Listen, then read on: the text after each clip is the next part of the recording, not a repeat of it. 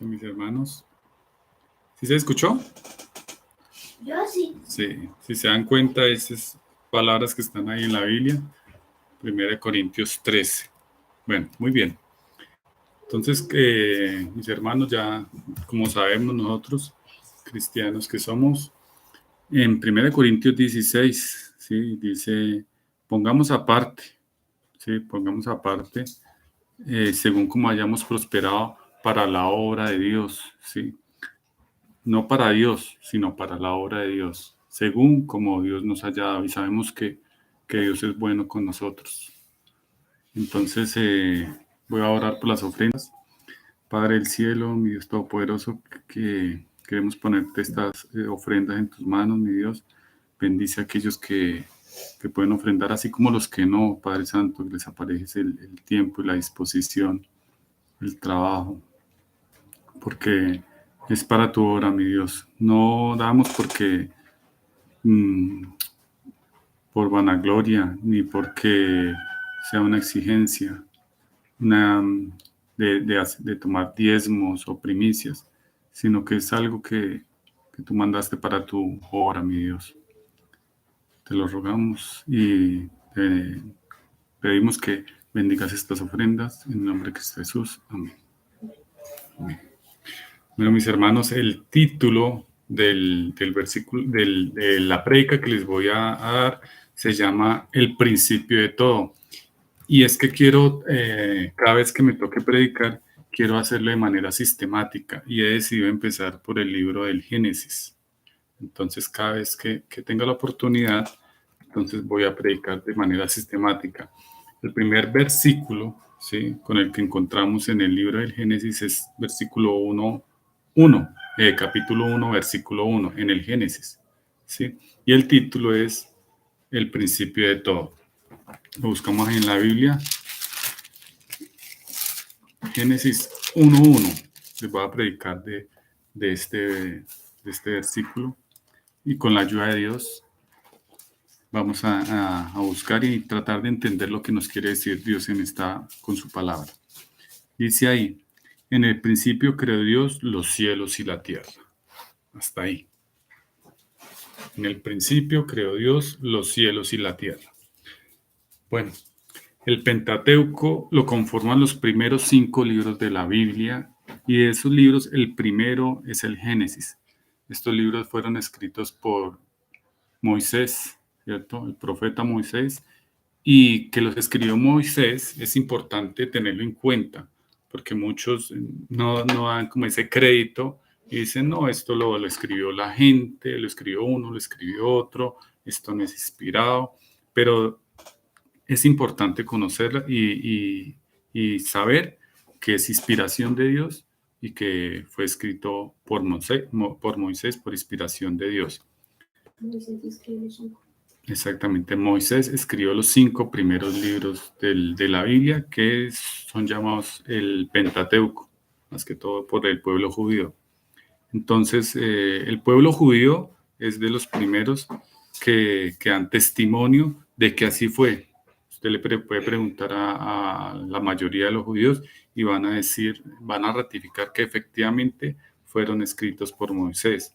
Pero es que no solamente es el pueblo judío, en la historia también está escrito que es así, en la historia escrita por los hombres, en la historia escrita por los judíos, por los historiadores.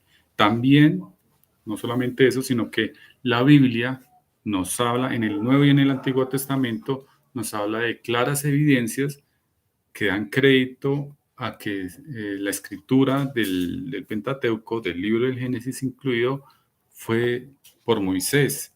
Quiero que vamos a mirar un versículo para que no nos lleve mucho tiempo, y está en Marcos capítulo 12, versículo 19.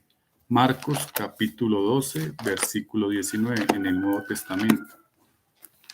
Vamos a mirar lo que dice ahí porque es importante saber y entender esto, ya que lo que está escrito ahí es porque Dios lo inspiró. Hay muchos que no creen en lo que está escrito en el relato del Génesis, que piensan que son fábulas, piensan que eso es metafórico, que esos son apenas y simbolismos. y peor aún los asocian con mitos, ¿sí? Mire, verá lo que dice en Marcos capítulo 12, versículo 19. Dice así,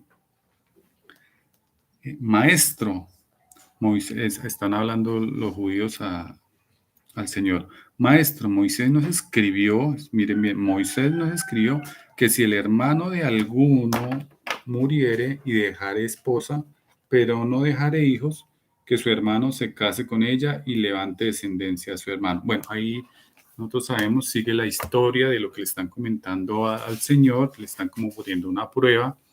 Si quieren más adelante lo siguen leyendo, pero lo importante es que vea que los judíos están haciendo referencia a que el libro está escrito por Dios. Y si leemos más adelante, cuando interviene el Señor Jesús en ese mismo capítulo, en el versículo 24 en adelante, no vemos que el Señor los corrija.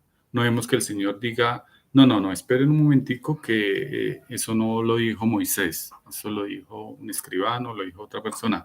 El Señor nunca corrige a los judíos en ese entonces. Otro, no solamente lo creyeron los judíos, sino que los mismos apóstoles también daban fe de que esos libros fueron escritos por Moisés. En Juan, un poquito más adelante, en Juan capítulo 1, versículo 17, vamos a leer lo siguiente. En Juan capítulo 1, versículo 17, miren lo que vemos ahí. Hablando el apóstol Juan, ¿no? Que es el que escribe este evangelio. No, Juan, perdón. Yo dije Juan. Sí, me perdonan si dije primero de Juan. Es Juan, el evangelio de Juan, capítulo 1, versículo 17. Dice ahí, pues la ley por medio de Moisés fue dada, pero la gracia y la verdad vinieron por medio de Jesucristo. Claramente vemos como también los apóstoles lo creían y así lo escribieron y lo enseñaban. Y más importante todavía, como para terminar, como para dar la estocada final y creer, ¿cierto? Tenemos al Señor Jesús en Marcos, devolvámonos a Marcos capítulo 7, versículo 10. Marcos capítulo 7, versículo 10. Entonces dice ahí, Marcos capítulo 7, versículo 10, dice, el Señor, hablando el Señor Jesús ahí, porque Moisés dijo, honra a tu padre y a tu madre, y el que maldiga al padre o a la madre muera irremisiblemente. El Señor está dando de nuevo fe de que efectivamente esos libros donde está contenida la ley, donde están contenidos los relatos, los primeros relatos de las personas, de los judíos, fueron escritos por Moisés. El libro del Génesis es donde encontramos la existencia, los comienzos de la humanidad y de la relación de Dios con la humanidad. Nos deja ver la voluntad y las normas de Dios para con los primeros seres humanos en ese entonces. El libro del Génesis, para dar una introducción a esto, nos cuenta cómo empezó todo, cómo fue que Dios creó todo lo que vemos, todo el universo, las estrellas, la tierra, ¿sí? Vemos también que creó al ser humano y le dio sus normas. Vemos que Dios se dio a conocer a las personas y se nos da a conocer a nosotros también, pero ahí específicamente vemos cómo son las normas y la voluntad de Dios para con esos primeros seres humanos.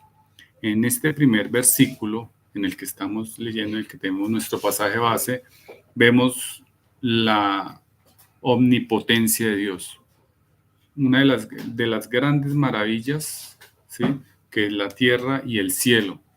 Si usted se pone a pensar, esto es algo sorprendente, algo inimaginable. No nos alcanzamos a imaginar, por ejemplo, qué tan grande es el universo, ¿sí? No nos alcanzamos a imaginar. Y la tierra, ¿cuántos de nosotros hemos visitado diferentes lugares y cada vez que visitamos un lugar nuevo nos sorprendemos con la naturaleza, con la diversidad de animales y apenas si son los que vamos conociendo? Hay una cantidad, ustedes sabían, por ejemplo, que hay como más de 100 diferentes estilos de papa, por ejemplo. cuántos animales, cuántos insectos, cuántas aves, cuánta diversidad no hay en la Tierra y en el universo. Es impresionante. Aquí podemos ver podemos ver las maravillas de Dios, y todo esto lo creó en 6 días, ¿sí?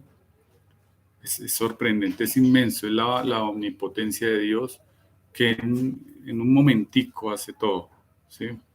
Respecto a la existencia de Dios, porque es otra de las preguntas que surge, muchos se preguntan, bueno, ¿y Dios qué? ¿De dónde sale? ¿Cuándo nació? ¿Quién lo creó? Sí, esos son un tipo de preguntas que deberíamos buscarlas aquí en la Biblia, ¿sí? Con respecto a la existencia de Dios, es algo que en la Biblia, que es el manual que nos dejó Dios para que los conozcamos, en la Biblia se da por sentado la existencia de Dios.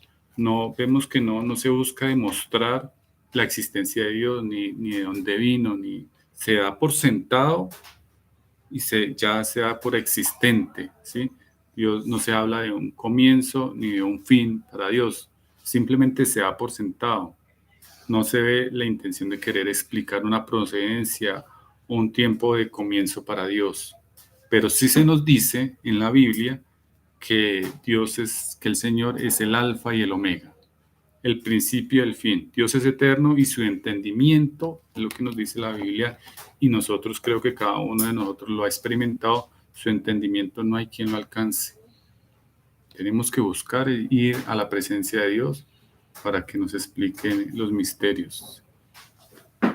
Voy a empezar a desglosar el primer versículo porque es muy interesante y tiene mucho que comentar. Dice ahí, en el principio. Vamos a detenernos ahí en esa palabrita, en el principio. Y aquí quiero hacerles una pregunta. Y para que ustedes la contesten ahí donde están. ¿Dios está sujeto a algo o a alguien? Por ejemplo, les pongo un ejemplo. ¿Será que Dios está sujeto al espacio? Es decir, ¿necesita Dios de un espacio para poder existir? ¿Necesita Dios acaso del tiempo, por ejemplo? ¿Necesita de que haya un transcurso de un tiempo, del tiempo? ¿Dios necesita estar dentro de un contexto donde esté corriendo el tiempo? ¿Acaso existe el tiempo antes que Dios? Es decir, ¿existe Dios, pero antes existió el tiempo? ¿O existe Dios y antes existió el espacio? Es decir, ¿hay algo que anteceda a Dios? Me quiero explicar bien aquí con esta pregunta. ¿Qué piensan ustedes? Les puedo decir que no, que Dios es el creador de todo. Dios es el principio y el fin. Preguntarse qué existió antes del tiempo, antes de que Dios creara nada, no tiene sentido, al menos para nosotros. Es algo que Dios no nos lo revela. Aquí es donde tenemos que acudir a lo que está escrito en la Biblia. Debemos entender que no debemos pensar más de lo que está escrito. Lo que Dios nos revela en su palabra es lo que necesitamos conocer. En 1 Corintios 4:6, para que nosotros deberíamos aprendernos ese versículo. Deberíamos aprender en 1 Corintios 4:6, vayamos allá porque no solamente nos sirve para entender esto que nos estamos preguntando, sino para entender otras cosas que muy seguramente no entendemos y que buscamos y no están las respuestas. 1 Corintios 4:6 dice, pero esto, hermanos, lo he presentado como ejemplo en mí y en Apolos por amor de vosotros, para que nosotros aprendáis, esto es lo importante, aprendáis a no pensar más de lo que está escrito. Dios nos deja su palabra y es lo que tenemos que saber. Esto que está escrito es lo que nos conviene, dice la palabra de Dios. Todo lo que está escrito para nuestra enseñanza se escribió. Bueno, y es lo que tenemos que obedecer. ¿Cuál es el peligro que se corre cuando uno intenta buscar una explicación de algo que no está escrito? Pues que uno empieza a inventarse cosas, a tratar de conjeturar, es decir, a tratar de amarrar cabos sueltos, que aquí dice una cosa, que aquí dice la otra, empieza uno a montarse en el caballo de la imaginación, a galopar sin fin. Empieza uno a inventarse cosas y a gustarle más lo subreal, lo inventado, que la propia palabra de Dios. Es un gran peligro el que se corre y por eso no es conveniente ir más allá de lo que está escrito, limitarnos a lo que está escrito, que es mucho, que es demasiado lo que está escrito y nos llevaría toda una vida conocer todos los misterios que hay en la palabra de Dios. ¿Mm? Siguiente palabrita, ¿sí? En el principio, ya sabemos que el principio es el principio de todo, el principio de la creación, de la tierra y del universo, de las estrellas, de las galaxias, de todo lo que el hombre hasta el momento ha podido observar, ¿sí? Y que sabemos que queda muchísimo más por observar, no más aquí en la tierra. El principio de todo también es el principio del tiempo. Pues antes de que Dios creara el tiempo, pues no existía tiempo. Antes de que Dios creara el espacio, no existía el espacio. Estos son conceptos que Dios creó para que nosotros percibiéramos, para que nosotros estuviéramos en ese contexto, en ese entorno. Sigue ahí, en la siguiente palabrita. En principio creó Dios. La palabra creó y Dios es algo importante. Hay una diferencia entre crear e inventar. Una cosa es crear y otra cosa es inventar. Crear en el diccionario aparece como producir algo de la nada, hacer algo, nacer o darle vida. No hay absolutamente nada y de la nada sale algo. Eso es algo que ningún ser humano ni nadie de la creación puede hacer. Solamente Dios es el único que de la nada puede crear algo. Y fue lo que hizo Dios en el principio. De la nada creó espacio, de la nada creó tiempo, de la nada creó los cielos, las estrellas, las galaxias, la tierra, el agua, todo, ¿sí? A nosotros nos hizo del barro de la tierra, pero la tierra la creó de la nada. Lo que es diferente de inventar. Inventar significa hallar o descubrir, ¿sí? De algo que ya está hecho, darle forma y ingeniar algo para que funcione, ¿sí?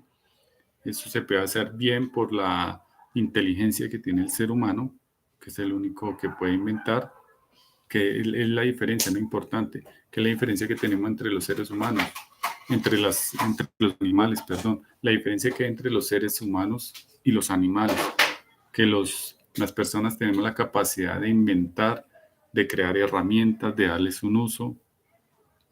Los animales no tienen esa capacidad de ir progresando, de ir mejorando, de crear una herramienta, de cocinar, de hacer un carro. Eso lo tienen los seres humanos y eso es inventar. Entonces, Dios, nuestro Dios, el que nosotros conocemos, es el único creador. Nadie más puede crear algo y mejor aún, crearlo también. Algunos podrán hacer imitaciones. Podremos ir a donde algunas personas y sacar algo de la nada, supuestamente, pero no son más que trucos. Pero crear algo y que funcione también únicamente Dios. Recuerda, mis hermanos, allá en Mateo capítulo 14, versículos, vamos allá. Mateo capítulo 14, versículos 13 en adelante, 13 al 21. Mateo capítulo 14. Mateo capítulo 14, versículos 13 al 21. La alimentación de los 5,000. Así es, la alimentación de los 5,000. Todos nosotros conocemos la historia, ¿no? Leámosla porque la palabra de Dios es muy interesante. Dice ahí, capítulo 14 de Mateo, versículos 13 en adelante. Oye, y vamos a resaltar ahí los capítulos 19 y 20. Pero es interesante conocer el contexto. Oyéndolo, Jesús se apartó de allí en una barca a un lugar desierto y apartado. Recuerden lo que había pasado ahí.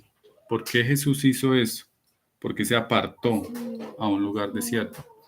Porque estaba triste, ¿sí? Ahí en el contexto inmediato podemos ver que habían matado al primo del Señor, es decir, a Juan el Bautista. lo habían matado y pues obviamente estaba muy triste. Como ser humano estaba muy triste. Entonces dice ahí, en un lugar desierto y apartado, y cuando la gente lo oyó, le siguió a pie desde las ciudades. Y saliendo Jesús vio una gran multitud y tuvo compasión de ellos y sanó a los que de ellos estaban enfermos. Importante recalcar, aunque no es el tema del versículo, pero mire lo que hace el Señor, aún en la condición en la que está. Dice ahí más adelante, cuando anochecía, se acercaron a él sus discípulos diciendo, el lugar es desierto y la hora ya pasada. Despida a la multitud para que vayan por las aldeas y compren de comer. Jesús les dijo, no tienen necesidad de irse, dales vosotros de comer. Y ellos dijeron, no tenemos aquí sino 5 panes y 2 peces. Él les dijo, tráemelos acá.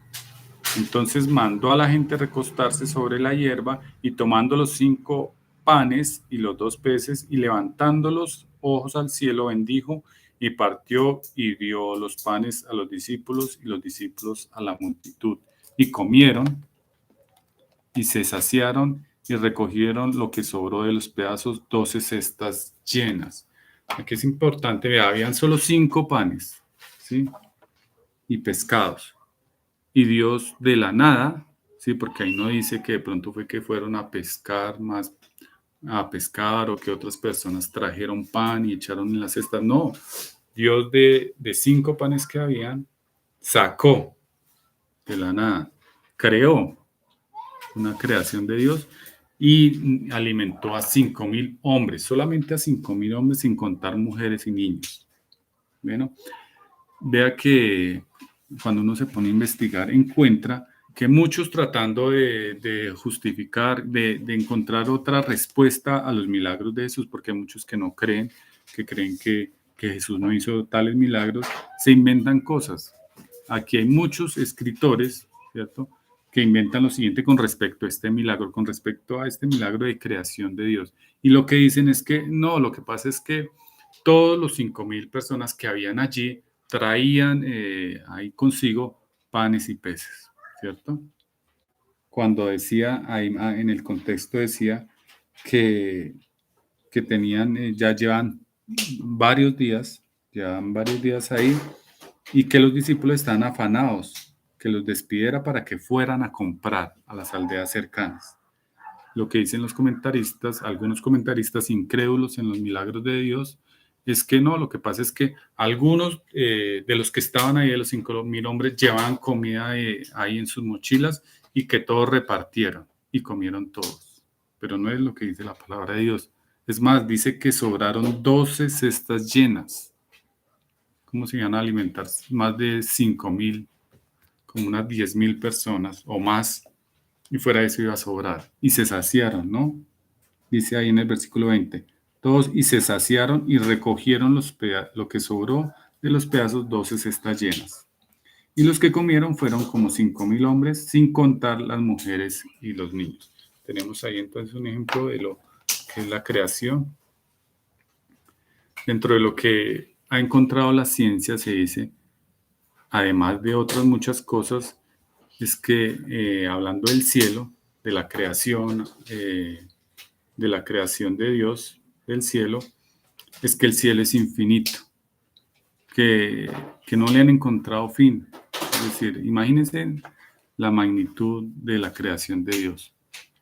No han encontrado fin al universo. Entre más lejos ven, más estrellas, más galaxias, mucha más de lo que Dios ha creado. No hay explicación para todo eso.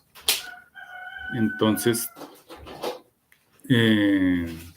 la palabra Dios, que es lo siguiente, creó Dios, es importante tenerla en cuenta porque en este primer versículo, si buscamos en el original, Dios aparece con la letra griega, con la palabra griega Elohim. Importante, resalten eso. Elohim. Esa palabra Dios que aparece ahí, traducida al original, aparece como Elohim y significa dioses. Está en plural. Es una palabra en plural que significa dioses. Entonces, como si dijera, en el principio creó dioses, los cielos y la tierra. Ese dioses hace referencia a la Trinidad, Padre, Hijo y Espíritu Santo. Bueno, fueron los tres los que estaban ahí en el momento de la creación. Fueron los tres los que hicieron el cielo, los que hicieron la tierra y todo lo que hay contenido en ellos. Entonces, el Padre, el Hijo y el Espíritu Santo, que los tres forman una sola divinidad, un solo Dios. Entonces, a tener en cuenta lo que se puede desmenuzar dentro de ese primer versículo.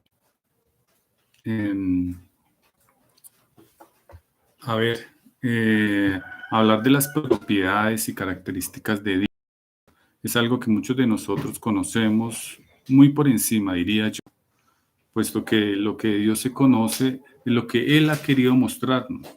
Lo que Dios no ha querido mostrarnos, pues simplemente no lo conocemos. Cosas como su omnipotencia, de lo que estamos diciendo, de lo que es capaz de Dios hacer, que es capaz de hacer todo lo que Él quiera, de su omnisciencia, la capacidad de conocerlo todo, de su omnisciencia se dice, por ejemplo, que Él es capaz de conocer el pasado, el presente, el futuro y lo que había de ser. ¿Sí? A veces nosotros preguntamos, bueno, ¿y si de pronto yo no hubiera hecho esto sino aquello? Pues Dios conoce lo que hubiese sido. Si de pronto yo no hubiera estudiado esto sino aquello, o hubiera optado por este trabajo y no por este, Dios conoce todo. Todo lo conoce de nosotros, conoce nuestros pensamientos, conoce lo que vamos a pensar, todo lo conoce. Su omnipresencia, Dios está presente en todo, conforme a su voluntad, en toda parte, Él puede estar en toda parte. Así como su bondad, sabemos que es muy bondadoso, su longanimidad, su amor, su paciencia, que yo creo que todos podemos decir que es muy paciente para con nosotros, su justicia, porque Dios es amor, pero también es justo. Y si la justicia la ejercemos nosotros los hombres, es decir, damos su merecido, por decirlo así, damos el correcto, el pago a alguien que se porta bien, así como que se porta mal, pues cuánto no lo hará, cuánto más Dios, su humanidad, etcétera. Son las características de Dios que vamos a ir viendo más adelante y que nosotros estudiamos en su palabra. Por último, dice el cielo y la tierra. Hablemos un poco de esto. De los cielos se habla, según muchos expertos, como les venía diciendo ahorita, que muchos consideran que es infinito. Algunos dicen tiene un fin, pero nadie sabe cuál es. Hay innumerables elementos en el universo, como les decía, estrellas, galaxias, planetas, lunas, soles, y ni hablar de las maravillas que hay en la Tierra. La Tierra es el lugar donde vivimos, es el lugar que nos dejó Dios para convivir, para que glorifiquemos su nombre, para disfrutar de la creación, porque esa creación, todo lo que hay en la creación es para el hombre, Él nos la dio, para que disfrutemos y la cuidemos, ¿no? Y también hay algo interesante que después lo miraremos, y es que el cielo no es solamente esto que nosotros vemos, las nubes o el firmamento, o se limita simplemente a lo que está afuera en el universo, en ese vasto lugar donde están las estrellas y las galaxias. No, sino que hay un tercer cielo. En 2 Corintios 12:2 específicamente, habla el apóstol Pablo de un tercer cielo. Dice ahí, conozco un hombre en Cristo, o sea, está hablando de él mismo, que hace 14 años, si en cuerpo no lo sé, si fuera el cuerpo no lo sé, Dios lo sabe, que fue arrebatado hasta el tercer cielo. Lo dice el apóstol Pablo ahí según para que después lo lean con más detenimiento, en 2 Corintios capítulo 12, versículo 2.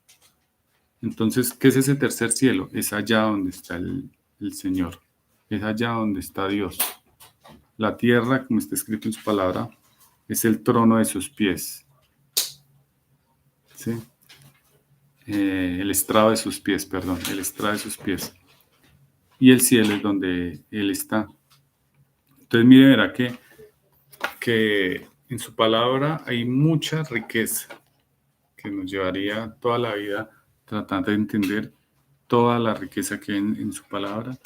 Y es un deber de nosotros estudiar y comprender lo que está ahí. ¿Qué tenemos que hacer nosotros? Mire que nosotros conocemos y debemos seguir conociendo a este Dios tan espléndido, el Dios de maravillas, ¿sí? Dios infinito, Dios que hizo todo esto que nosotros estamos percibiendo, los animales, las plantas, a nosotros. Muchos que no creen en Dios, que creen que esto fue por un estallido, ¿sí? La teoría del Big Bang, el gran estallido se llama así. No entiendo cómo algo tan sencillo como de pronto mirarse las manos. Si usted se pone y se mira la planta de las manos, se mira las manos, es algo muy complicado. Es algo que ningún ser humano puede hacer. Coger un brazo, dotarlo de nervios, de vasos sanguíneos, de células, que se reconstruya a sí mismo, que crezca. Eso es algo que un hombre no puede hacer. Entonces las maravillas de Dios están por todas partes.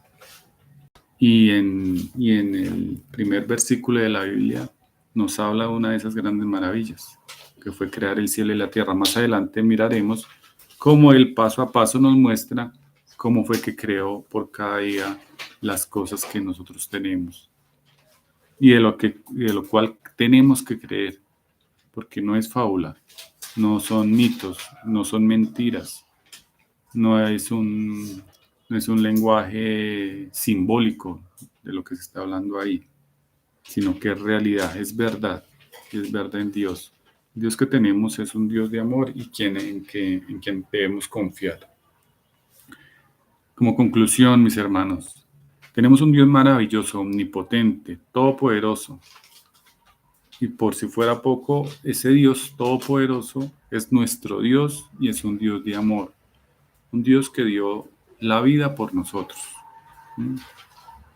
Imagínense alguien tan poderoso que dé la vida por nosotros. Es algo que nosotros tenemos que aprovechar.